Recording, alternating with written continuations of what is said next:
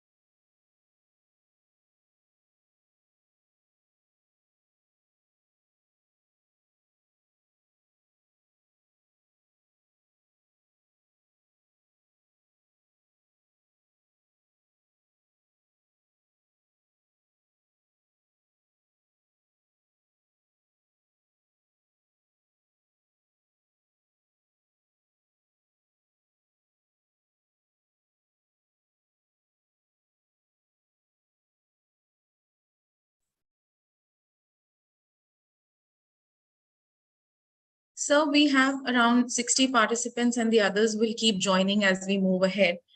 If you permit, can I begin the session? Yes. Thank you, sir. So a very good morning to one and all. Namaskar.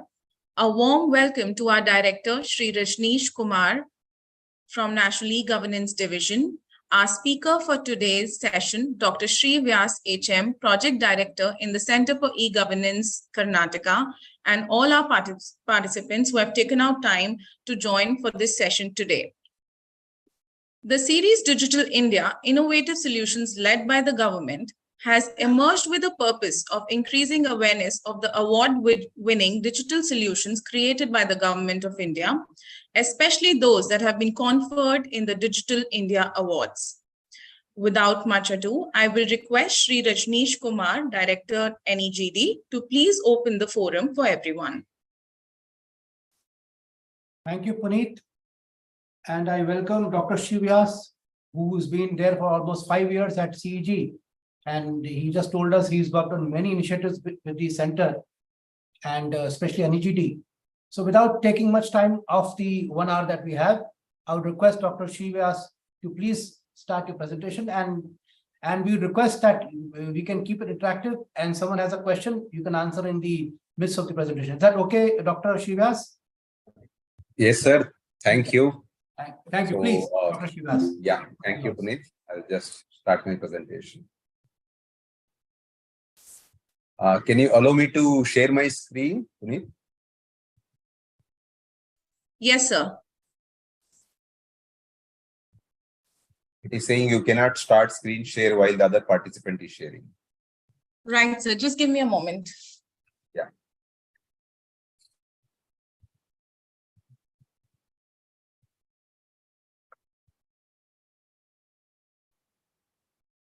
Sir, I will just take a moment to introduce you to all our participants. Sure.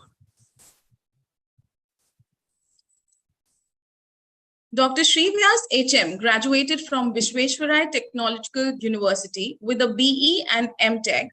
He carried his doctoral research work in the field of blockchain and machine learning at the Defense Research Development Organization as a part of the PhD program.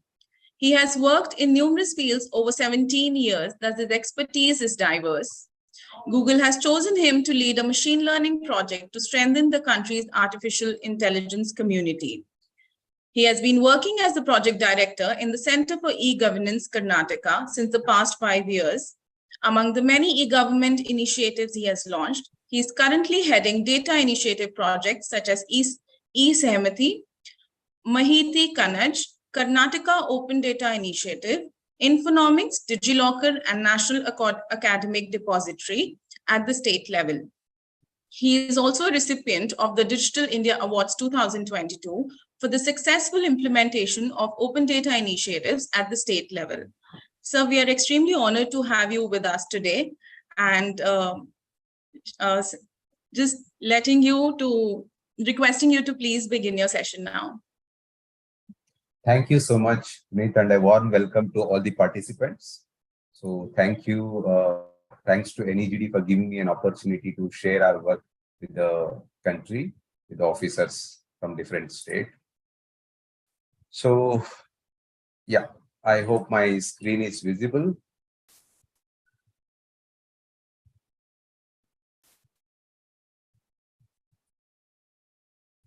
Is the screen visible? Can you just confirm, someone? Yes, sir, your screen is visible. Yeah.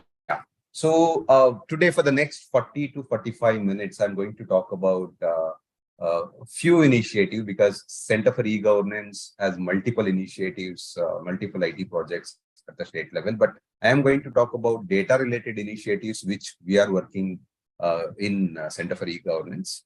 So if you have any questions, probably we can take at the end, or you want me to stop in between, that is also okay.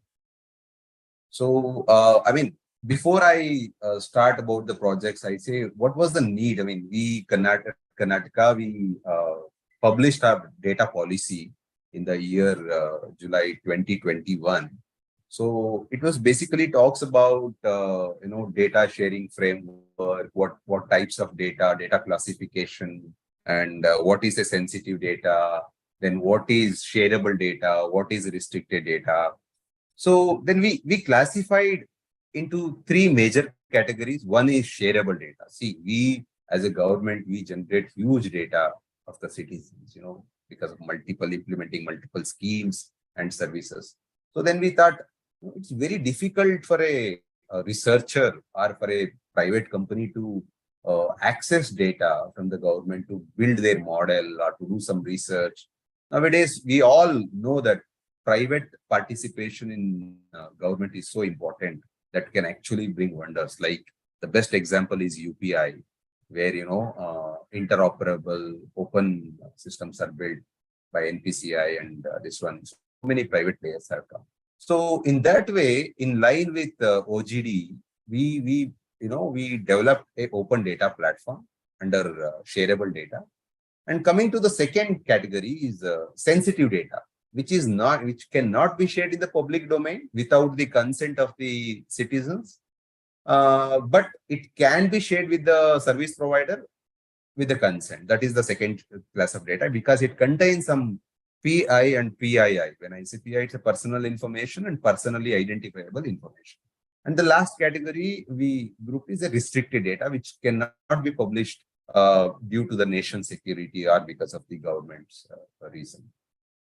So we started with three-pronged approach: people, process, and platform. So one is, we identified there are about CDOs, we call them chief data officers, from every department, including line department. So as of today, we have around 165 chief data officers in the state. So all those officers are at the rank of joint director or above. So we have identified the chief data officers and we started training them the importance of data and also about the data classification. What is personal data, which can be shared in the public domain, which should not be shared in the public domain. It is basically a capacity building kind of program. We did it for these chief data officers, and we are doing it continuously. At least once in 3 months or 6 months, we connect with them. We help them to identify their data sets in their department, and we also teach them how it can be published. Then it is about process, so policy, then frameworks for data sharing. And we also conducted some hackathons at university level to solve government problems, department problems by the students at engineering and professional courses. Then the platforms we built, we realized that one platform cannot serve everything. So one is Kutumba. It's a very interesting project. Some of you may be already aware. So it's about social registry. So I will talk about it, Kutumba, for some 5 to 6 slides on Kutumba. Then another platform we built is Karnataka Open Data Initiative, that is in line with this one Government of India's data initiative. Then we also built, it is our unique initiative called Mahiti Kanaja. It's a Mahiti means it's a public information. Mahiti is an information. This Kanaja is like a reservoir where, all these information can be accessible to the citizens without filing an RTI to get those information. That also I'll talk about it on our slide. Then another platform we built is Sahmati. It's a consent platform we built. And the last one is Infonomics. It's about data monetization platforms. So first I will start with Kutumba because it may interest some of you. I know already so few states have started with their social registry. So we started this in I think end of I think in 2020 we started this project Kutumba. So it's basically to deal with to achieve good governance and also to improve the welfare schemes for the needy people. This created under the section 44B2 of the Aadhaar Act. This has social registry, beneficiary registry, and integrated beneficiary management. And we have, we all know there's a national initiative DBT. So we also use DBT to make every beneficiary amount will go through DBT. And we have a Janaspandana, that is a grievance portal. It's IPGRS, we say, integrated grievance redressal portal. So, which is advanced than the earlier grievance portal. So, objectives of this social registry is to do business process re-engineering. I mean, simplify the process and also enhance the decision-making process. And the second one is, this is very interesting principle, ask only once. Means as a citizen, why should I give my information multiple times for multiple schemes? So improve citizen interaction with the government. Like if as a citizen, I'm providing some information to the government, and if you have taken my consent to use the data for other schemes also, then why should I enter or key in my data multiple times to get the benefits? So then this is one of the outcome of the social registry. We are able to weed out ineligible beneficiaries. How can we avoid, those leakages in the system? I will tell you some use cases also what we have done. Then evidence-based planning, rather than just announcing the schemes, how can we do, data-driven decision making, data-driven, program implementation. And last but very important, that is Sumoto delivery. Enable Sumoto delivery on entitlement basis. And as a citizen, why should I apply to get some scheme benefit? Government know about me. Why can't government proactively initiate and deliver the service? That was the ultimate objective of the social registry. So this is a functional structure. We are still improving this. Some of the departments like Housing Department, Atal Janasnehi Kendra, Caste and Income Certificate, farmers and fruits data are there with us in the e-governance. Health beneficiary data is there. Labor and occupation data is, social security pension, ration data. So all these databases, more than 18 or 20 databases are integrated. It was, in Karnataka, many databases are formed by departments, different departments. And the idea is to connect each other, connect those multiple databases and bring intelligence out of it. So what it does, we collect and own data, then share data with the department who want to actually implement any of those schemes. Of course, before sharing the data, we follow the standard. There is a data governance working group in the department. The representative has to come and present the use case, and the committee will verify and provide data only for the purpose it is asked for. And also it is more like a yes or no kind of thing rather than actually sharing the data. Then it's a federated data architecture what we are going to use. Then we identify, this social registry can actually identify the beneficiaries. For example, we have to give scholarship to the farmers' kids. Then we knew who are the farmers and we knew who are their kids. So we can identify those beneficiaries and we can proactively disburse the scholarship amount. As I told you, this also allows us to identify the ineligible beneficiaries and do the deduplication. So priorities, what is this prioritize is like, say for example, we have implemented something called needy score. So one example I can think of right now is, say, backward class welfare department. They give scholarship to the students, but they cannot give scholarship to every student who has applied.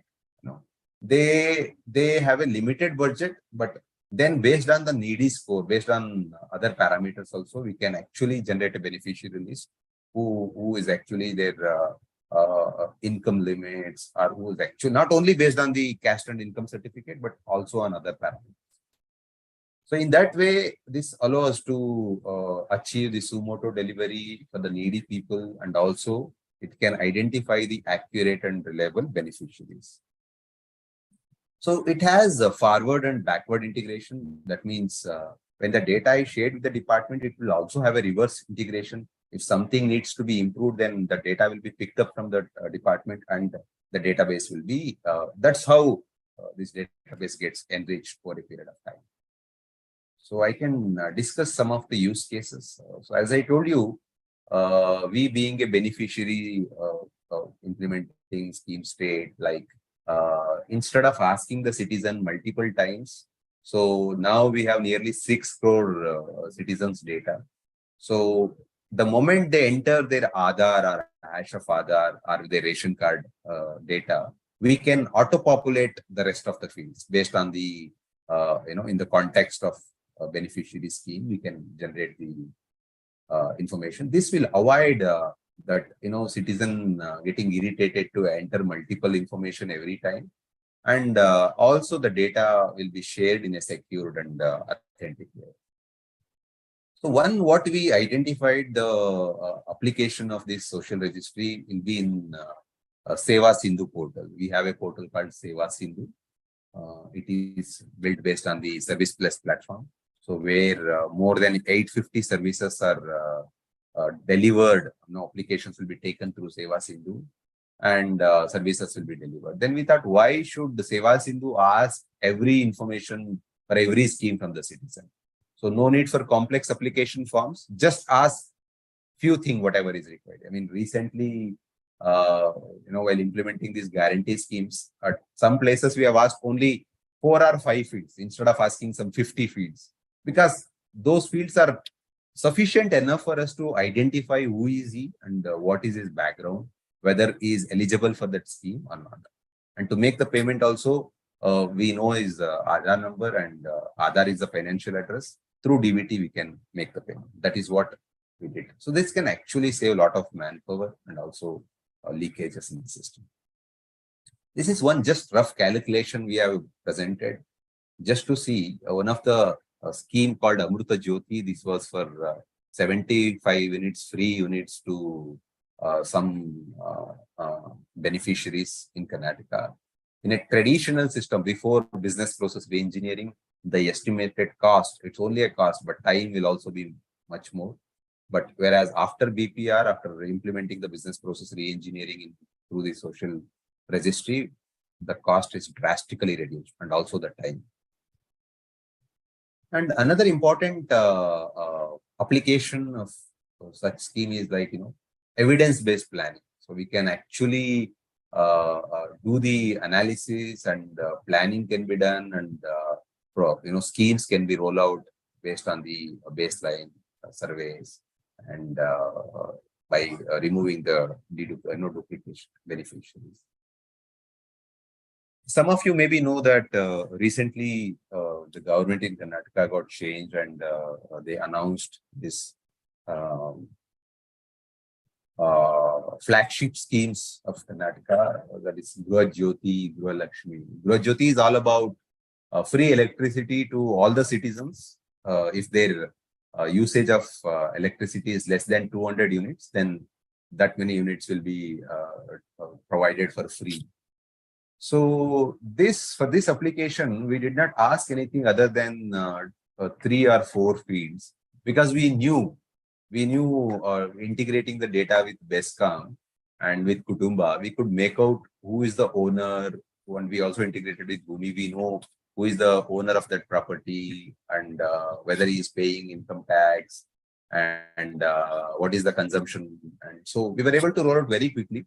And coming to next scheme called Gruha Lakshmi, where it is all about enabling women, who's the head of the family, will be giving some 2,000 rupees every month. Government will provide 2,000 rupees to every month to the head of the family, who is a lady. Only condition is she should not be paying the income tax and GST.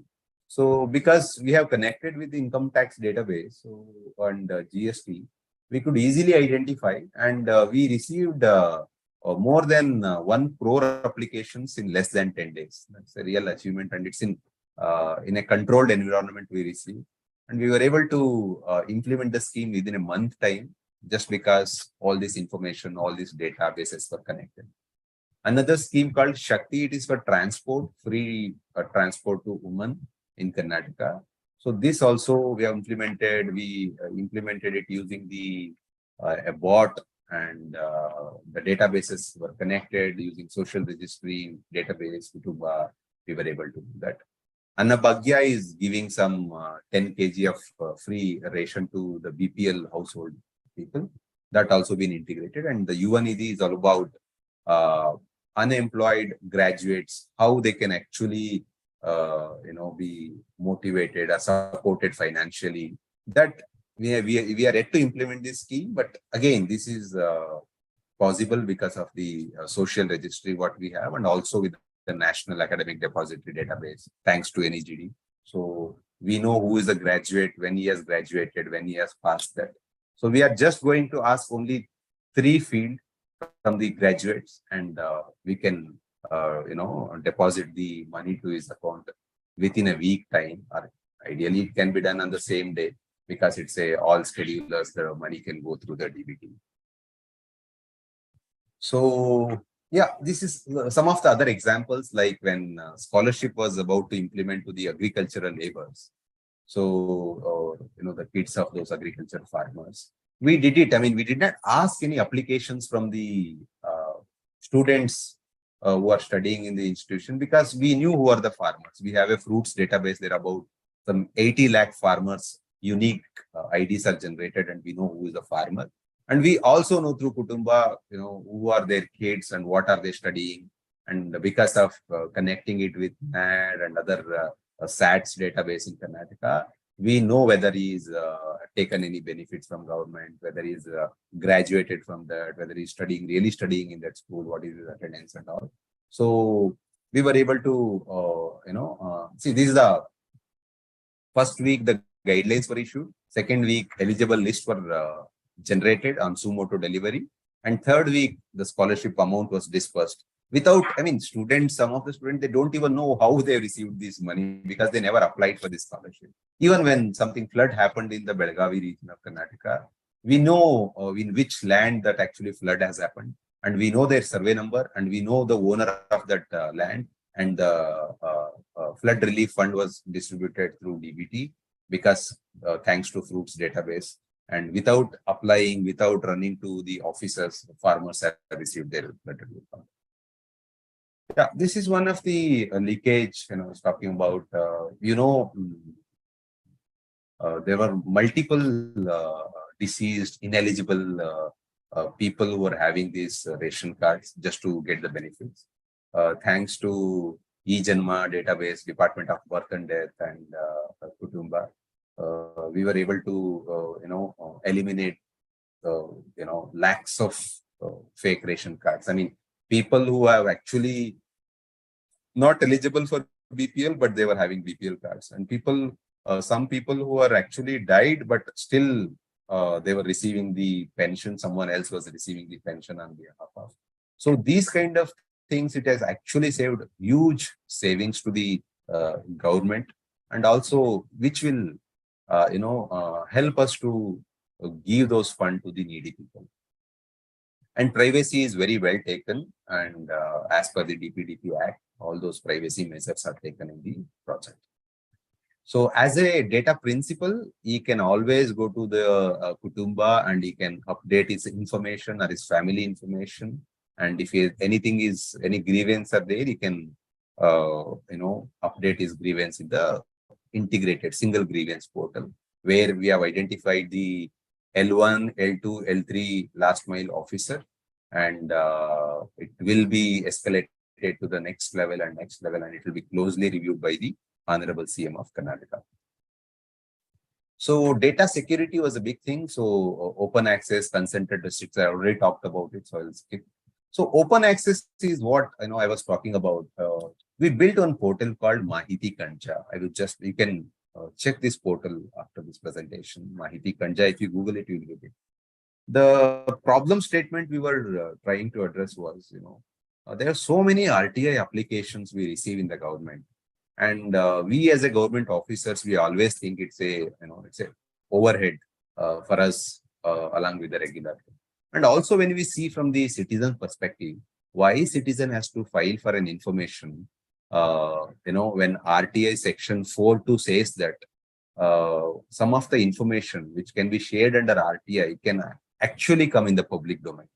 So this portal is built based on the golden rule called RTI section 4.2, where governments can proactively disclose the information. This will actually help citizen, also the government officers. Now the number of applications, RTI applications we are receiving is, it is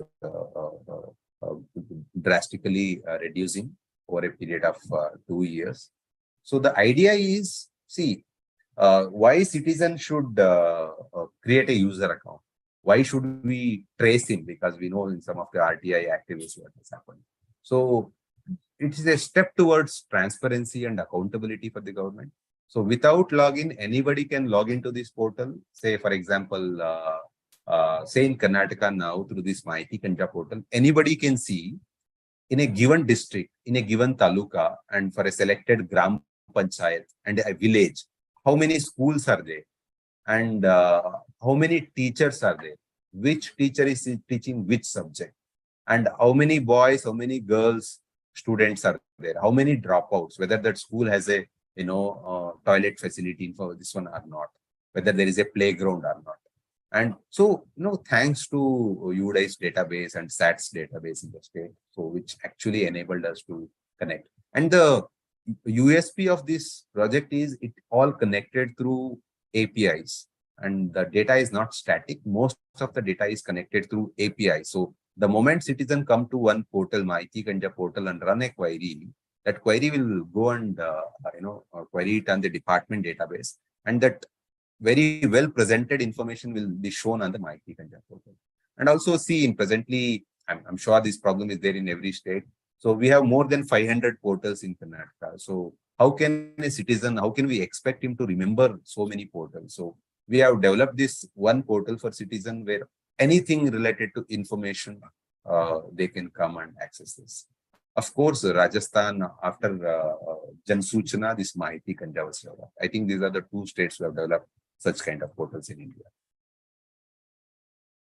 Then I already talked about data policy we did. So this policy will talks about, there are three important committees. One is Data Governance Steering Committee, which is headed by the Chief Secretary of the state, and Data Governance Executive Committee, which is headed by the head of the department in every department. And Data Governance Working Group is a, within the department, they can have these working groups to, like before we share any data with the other departments. So data, they have to come in front of Data Governance Working Group and they have to present their use cases, and committee members will review. Then we will approve those cases who can actually implement those schemes. And now I'm all talking about open data related application. And you can ask me, what is the difference between this open data initiative and the Mahiti Kanja? So there is slight difference. See, Mahiti Kanja is more of a citizen oriented, where as a citizen of a village, I am interested only in that particular district, taluka, village, how much ration I have got. Whether some people have got ration are really BPL holders or not. Because only at that level, citizens can identify and they can raise a grievance to the government that there is a deviation in what you are showing and what actually I have got. Because the portal may show that you have received a grocery, but ration, but actually you may not have received the ration. Then in that case, you can raise a grievance. And this open data is all about, more of a, research oriented and startups where they can actually access data. It's a raw data. It is not a structured data. It's a raw data. But these data can be readable in electronic formats, whatever standard formats, JSON, XML, those kind of formats, data will be made available, and not, it's a machine readable data. So, and anybody who is working on a research organization or somebody who is doing a doctoral research can actually take the data and solve the problems, or they can also build products. The process is, as I told you, we have identified chief data officers in every department. There are about 165 chief data officers as of now, and they can internally nominate data contributors to help them. So who will actually, when I say upload the data, it is mostly it is through APIs, or sometimes they may also upload if the department does not have an API mechanism or technical resource, then they can upload a CSV file. In that case, we will remind them how frequently they need to update the data, because data is dynamic. Static data will not help. So then that uploaded data will, shared data will go to CDO login. Once CDOs ensure that no personal data is going to be published, then it will come to PMU, that is Karnataka State Open Data Unit, where we check and ensure that everything is fine. Then we publish. A copy of that will also go to the data.gov. Another interesting project I would like to discuss in next 5 minutes about Sahmati. So this Sahmati is in line with the DEPA framework of Niti Aayog, and also now we are making it compliance with the Digital Personal Data Protection Act, DPDP Act. So we built this portal 2 years back. So the idea is, as a data principal, as a data owner, I don't know who is accessing my data and for what purpose. We all know we get calls from banks. Do you want loan? We also get call from somebody knowing that I am doing this. So how this data is getting leaked? Don't we have any control over our data? So just to empower the citizen, we designed this portal where the one side is consent, another side is to ensure that the service provider should be able to get access to the authentic data, because the moment citizen uploads the data, which may not be tampered proof, so it can be tampered. So in that way, this consent manager is built. Basically, what this consent manager does. So we know which are the databases there in Karnataka. So from those databases, there is a consent layer on top of it, and there is a data seeker. So somebody who wants to access my information, they will send a request to the eSahmati, and eSahmati will in turn request the citizen. And once the consent is obtained, then the actual data, not from the citizen, from the source, from the single source of truth, the data will flow from through Sahmati in an encrypted way to the data seeker. So this was first of its kind, because I told you a consent manager was built. And now I know there are multiple states that are building their own, including Government of India is building consent platforms. The objective of this consent manager is to maintain consent logs and enable authorized data flow. Why we are saying authorized data flow? Because the data flows from the source to the data seekers. And what we meant by data blind, say for example, Wipro wants to recruit some engineering graduates who is graduated from 2022-23 from say XYZ University in Karnataka with computer science engineering more than 70%. Then that query we can run, they can run it on Sahmati, and say we can generate, because we know who is the graduate, which branch they have specialized, what is the percentage, again thanks to NAT database. So then based on that list, we can actually send a request for consent. Then once the consent is obtained, that from the data principal, then that data will be encrypted using the Wipro's private key, Wipro's public key. Then that encrypted data will come to Sahmati. So even Sahmati cannot see the actual data. Why should Sahmati see the data? Because we are only an aggregator, we are only a platform provider. So that encrypted data will go to the person, that is Wipro, for whom the data principal has given the consent. So what are the benefits? We thought while designing the system is data minimization. Why should someone build such a big application? So purpose limitation. So earlier purpose limitation was also part of DPDP. So purpose limitation. If I am giving my consent to use my academic data only for the purpose of employment, then only for that purpose it should be used. And whatever that act, it is compliance with that, and the data is accurate because it is coming from the single source of. Then storage limitation. Say there is a provision for the consent revoke. As a data principal, if you, after giving the consent, if you realize that you should not have given the consent, anytime you can come back and revoke your consent.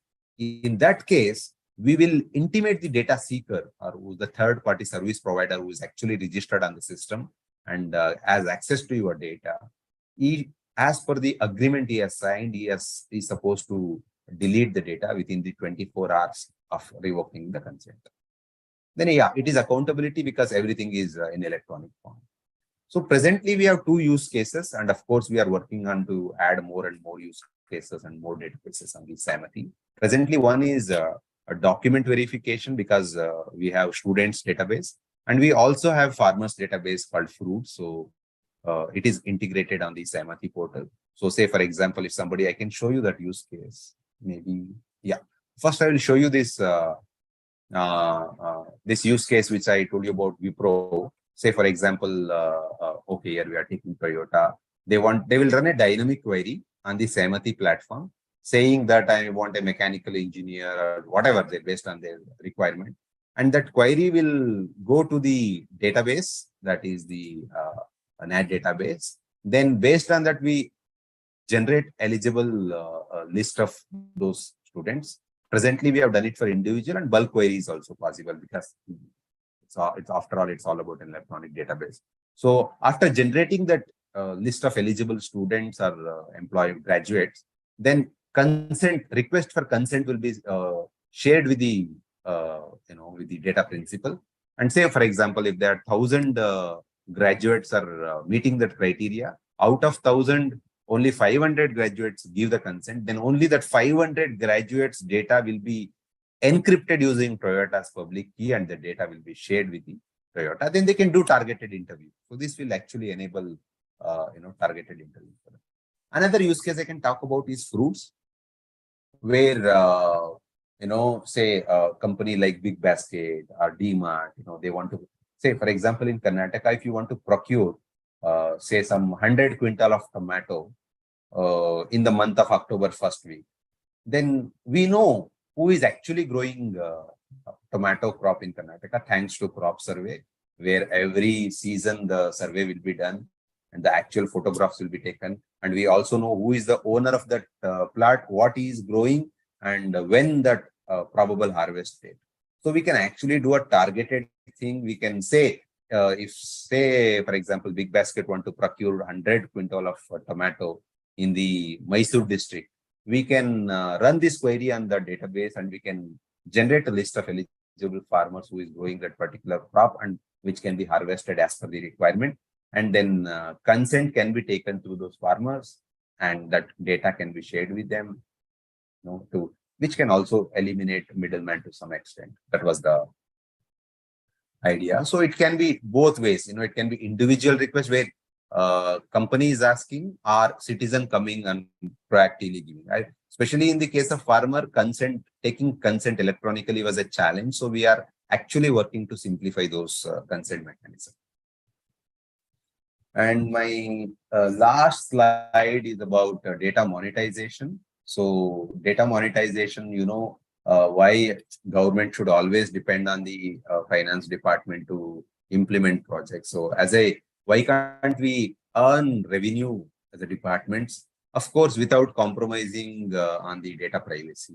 So we have developed a portal called Infonomics, which is not yet public, but most of the work is done. We are waiting for some legal backup on that. So this framework, not only data sharing, it's also about, sometimes analytics as a service and sometimes platform as a service. So in that way, we have designed a sandbox because multiple databases are there. So we have designed a data sandbox where private players can come and they can build their model. They can see what kind of service they can offer.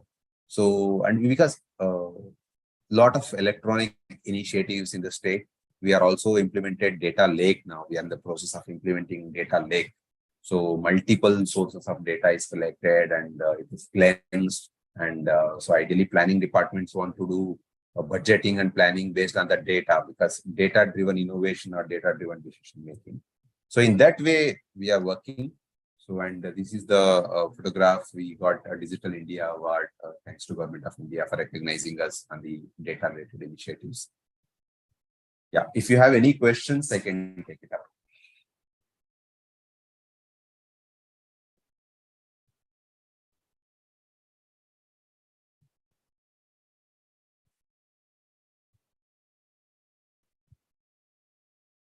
So, Puneet, I'm done with my presentation. If any questions, we can take it up. And if it is too fast, if any of you questions have like to connect with me, you can write to me. I think My email ID can be shared. Yeah. Thank you. There are some Q&A in the group. Yes, sir. I'll just take them up one by one. Ask those questions and he'll respond. Yeah. Yes, sir.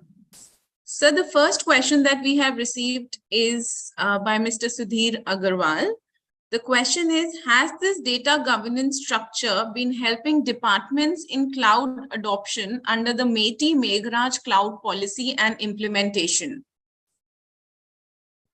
I am not sure about the adoption of MeitY Meghraj cloud policy, but this data governance structure is definitely helping the departments to work on the issues like data standardization, data quality, and data sharing framework.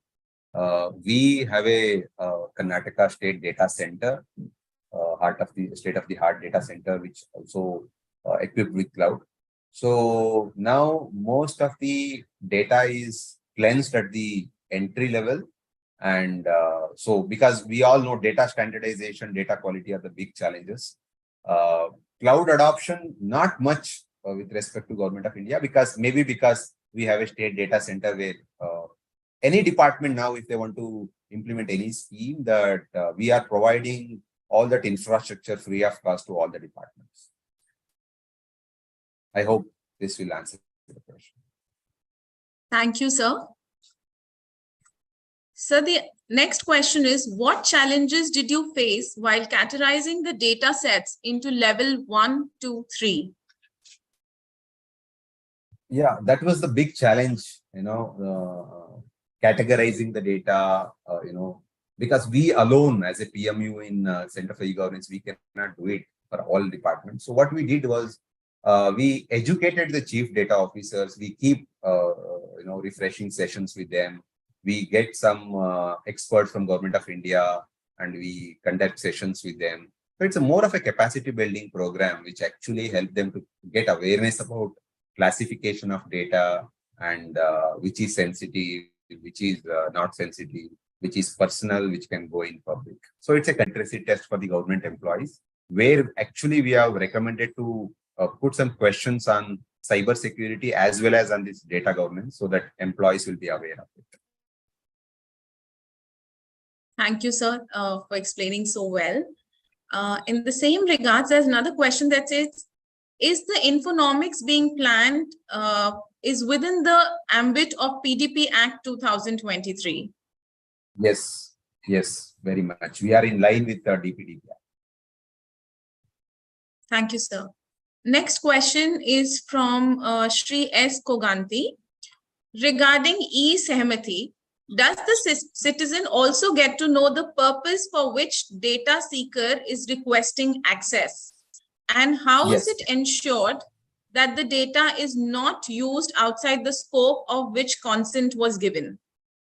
Very good question. See, say for example, if data seeker, let's say Wipro is asking for your data for the purpose of employment, then we will let you know. I mean, as a data principal, the purpose will be communicated to you, and agreeing to that, you will share the data. I mean, you actually don't share the data, you are only sharing the consent. The data flows from the source to the data seeker through Saimati. The question is, as I understand, what if Wipro uses your data for something else other than impact? I will tell you, before registering Wipro onto the platform, we have made them to sign a MOU, all these agreements with them. Because once the data is shared, we cannot go into their system and see, but auditing will be done as a part of it. And if anybody reports that this data taken by Wipro used for something else, then they can be penalized and action can be taken as per the agreements. Thank you, sir. So we have another question that says, it was mentioned that the farmers were finding it difficult to give online consent. How was this addressed? See, consent, giving consent for a farmer to electronically is not so easy. That is what we realized after implementing it. So, I mean, electronically signing it, so entering his Aadhaar number, OTP will come, enter the OTP, then he signed. This is a little difficult for some of the farmers. But in some areas, for example, we did it in Davangere, in some part of the Karnataka, it went well. Okay. But in some, for example, in Bellary, we tried, it did not go well. So in that case, what we are doing, we are, tied up with FPOs, farmer producing organization, where they can actually take a physical consent from the farmer and they can electronically enable them to take the data. That is the one we are working. And also we are working towards simplifying this consent. There is always it's a trade-off. If you simplify so much, tomorrow the data principal can file a complaint that I have not given my consent. How will you prove that? So electronically. So it has to be a trade-off, ease of use and at the same time data privacy. So we are working on it. Thank you, sir. Sir, there's a common question coming in, from 2-3 people that says, can the model be shared with other state government organizations for further adaptation? Yeah, e-Saimati, it can be shared because, there is a provision in the Saimati guidelines. I can share the guidelines with Puneet, you can share it with all. So if somebody, say, for example, some other states, for example, Telangana wants to use this platform, or say Andhra Pradesh wants to use this platform, they can use it. There is a policy provides, the guidelines has actually clearly says that how other states databases can be connected, or other state data seeker can actually use the databases of Karnataka. So I request you to please go through the guidelines, and if you still have questions, we can definitely connect. Right, sir. I think that's a good news for a lot of people sitting with us on the session. Moving ahead to the next question, sir. What was the while integration with the other projects? Can you share some learnings on that? Sorry, can you please repeat the question? So the question is, what was the most challenging aspect while integration with other projects? Yeah, so that's a very interesting question. So, every department, it is very difficult to integrate with departments. I'm sure you all know, because every department feel that, we are getting into their space and we are taking their data and all those things. But, it is all administrative will. Technology alone cannot do this.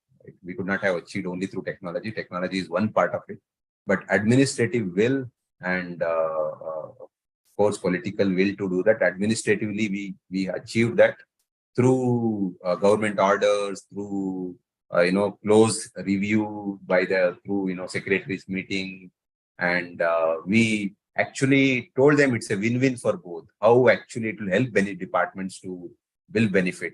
Now so many departments are coming; they are very happy because most of the data, authentic data, will come through a single source of truth. They don't need to ask the citizens multiple times. So it's like the initial days was really difficult, but after 18 months, so things are very much in place, and now departments are also appreciating the need of this database.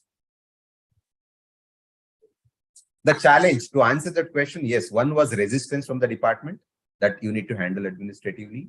Then the second one is data standards and data quality was a big challenge. So if the data in the source was not clean, then it is very difficult to implement such system.